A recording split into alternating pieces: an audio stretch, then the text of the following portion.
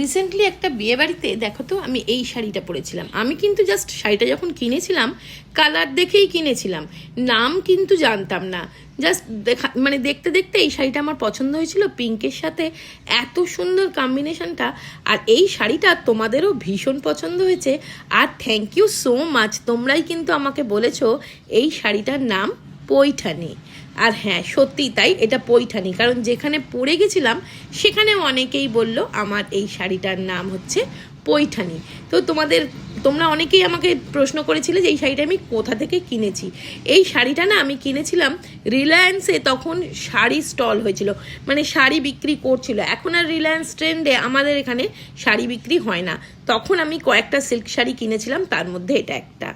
আর জিম্মা স্কুল থেকে এসে খাবে পাস্তা, তাই দেখো ডিসানোর হোল হুইট পাস্তাটা বের করে আগারোর এই হানিকম ফ্রাই প্যানটাতে বানিয়ে ফেললাম চিকেন।